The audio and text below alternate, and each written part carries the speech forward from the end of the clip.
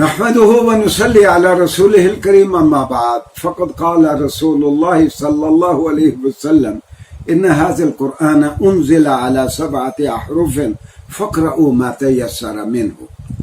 لوگو قرآن کریم کو 7 لہجوں میں اتارا گیا ہے اور جو لہجہ تمہیں مہیا ہو تم اس لہجے میں قرآن پڑھ لیا کرو.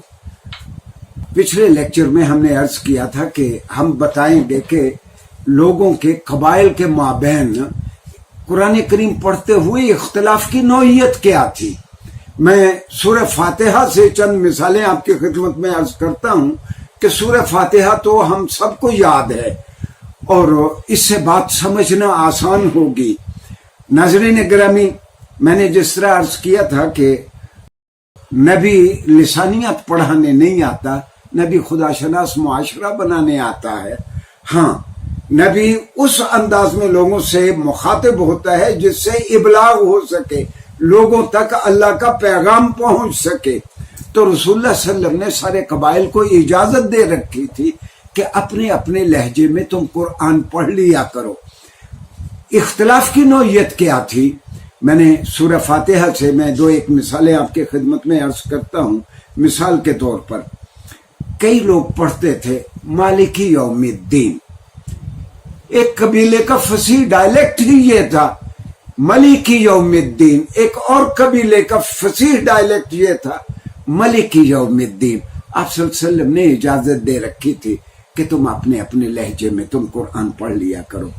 سورہ فاتحہ کے علاوہ بہت مشہور آیت ہے تسود وجوہ. کئی قبیلے تسود ان کی زبان پہ نہیں چڑھتا تھا، وہ تے کی زیر کے ساتھ اس کو پڑھتے تھے تسود وجوہ. ہماری لغت کی کتابوں میں بار بار یہ بیان ہے کہ بہت سارے فلاں قبیلے کے لوگ تسود پڑھتے تھے. بالکل اسی طرح کچھ قبیلے ایسے تھے جو یعلمون نہیں پڑھ سکتے تھے، وہ یعلمون پڑھتے تھے، ان کو بھی اس کی اجازت تھی. اچھا، کچھ قبیلے ایسے تھے وہ سورہ فاتحہ کی آیت ایاک نعبد و ایاک نستعین کو نون کی زیر کے ساتھ پڑھتے تھے، نستعین پڑھتے تھے، اور رسول اللہ صلی اللہ علیہ وسلم نے اس کی اجازت دے رکھی تھی. ہم آپ کو سنواتے ہیں عالم اسلام کے ایک بہت بڑے قاری عبدالصمد عبدالصارم کی زبان میں سورہ یوسف کی ایک آیت کا چھوٹا سا حصہ کہ وہ قرآن کریم کی سورہ یوسف کے آیت کے ایک لفظ کو حیت لک کو وہ 5 طریقے پہ پڑھتے ہیں. حیت لک، حیت لک تے کی زیر کے ساتھ، حیت لک، ہت لک، ہیت لک، یعنی یہ سارے الاؤڈ طریقے تھے قرآن کریم پڑھنے کے. تو آپ کو اندازہ ہو جائے گا کہ قرآن کے دشمنوں نے کیا کیا. انہوں نے بعد میں یہ ساری روایات اکٹھی کی جو رسول اللہ صلی اللہ علیہ وسلم نے اجازت دے رکھی تھی، اور جب سیدنا عثمان رضی اللہ عنہ نے رسول اللہ صلی اللہ علیہ وسلم کے ذاتی لہجے یعنی قریشی لہجے پہ قرآن کو دوبارہ لکھوایا اور باقی لہجوں کو آپ نے ایبروگیٹ یا کالعدم قرار نہیں دیا، لیکن سرکاری ورژن آپ کے قریشی لہجے میں تیار کیا گیا، تو انہوں نے اس پہ سیدنا عثمان رضی اللہ عنہ پہ الزام باندھنے کی کوشش کی اس کا کہ انہوں نے قرآن میں خدا نخواستہ تحریف کر دی. نقل کفر نہ باشد. آئندہ لیکچر میں ہم اس کا جائزہ لیں گے.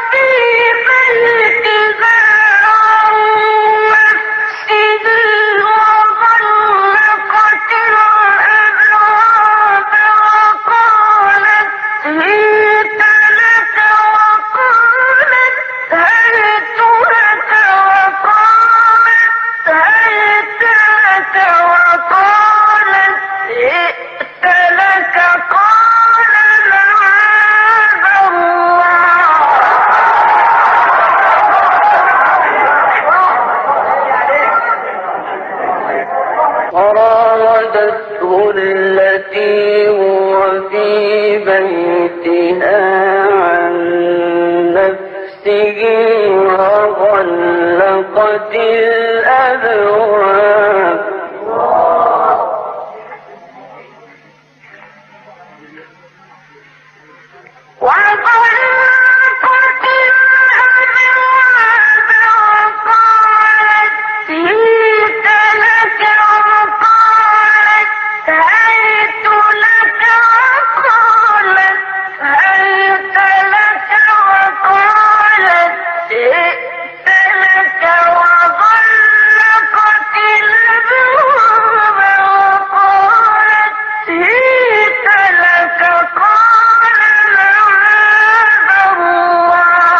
ایک اہم بات میں عرض کر دوں کہ رسول اللہ صلی اللہ علیہ وسلم پہ جو قرآن اترا وہ اللغہ العربیہ المشترکہ میں اترا، دا کامن عربک لینگویج۔ دراصل صدیوں سے عرب سارے قبائل مکہ کے گرد و پیش میں اپنے ادبی میلوں کے لیے اکٹھے ہوتے تھے۔ مثال کے طور پر سوکے عکاظ میں اور بھی کئی میلے لگتے تھے، اور جزیرت العرب کے سارے عرب لوگ وہاں اکٹھے ہوتے، اپنی اپنی ادبی نگارشات نثر میں نظم میں پیش کرتے۔ تو ہر زبان کا جو ایک محاسن میں سے کوئی ایک بہت خوبصورت چیز ہوتی وہ مقامی زبان میں آ کے سمٹ جاتی اور مقامی زبان اس کو قبول کر لیتی۔ میں اس کی مثال اس طرح دے سکتا ہوں کہ مثال کے طور پر پنجابی اور سرائکی زبان یہاں جالندھر میں، گرداسپور میں، لاہور میں، ڈیرہ غازی خان، بہاولپور، ملتان میں، ان سارے علاقوں میں، ڈیرہ اسماعیل خان میں بولی جاتی ہے۔ اگر ان کے سارے نمائندے لاہور کوئی 100 سال 200 سال تک اکٹھے ہوتے رہیں تو لاہور میں ایک ایسی زبان ڈیولپ کر جائے گی جس میں ان سارے علاقائی لہجوں کا حسن ہوگا۔ گویا قرآن کریم اس زبان میں اترا، اس کو ہم لسانیات کی اصطلاح میں اللغہ العربیہ المشترکہ، دا کامن عربک لینگویج، جس میں جزیرت العرب اور قرب و جوار کی ساری زبانوں کے محاسن تھے۔ اچھا، اس میں کچھ بدیسی زبانوں کے بھی الفاظ آ گئے، ایسے الفاظ یہ ساری زبانیں ایک دوسرے سے لیتی دیتی رہتی ہیں۔ مثال کے طور پر کچھ یہ 2-3 لفظ میں عرض کرتا ہوں۔ زمہریر، فردوس، یہ بنیادی طور پر عربی لفظ نہیں ہے، قرآن میں استعمال ہوئے ہیں۔ یہ قرآن کی فارن وکیبلری ہے جو عربی زبان نے مختلف زبانوں سے لے کے اپنے اندر سمیٹ لی تھی اور وہ عربی کا حصہ بن گئی تھی۔ تو ناظرین گرامی، آئندہ لیکچر میں ہم اسی موضوع پہ مزید گفتگو کریں گے کہ سیدنا عثمان رضی اللہ عنہ کا اصل کارنامہ یہ ہے کہ انہوں نے قرآن کا جو سرکاری ورژن دیا وہ رسول اللہ صلی اللہ علیہ وسلم کے قریشی لہجے میں انہوں نے وہ قرآن کو کیننائز کروایا اور سرکاری ورژن دیا۔ شکریہ جی۔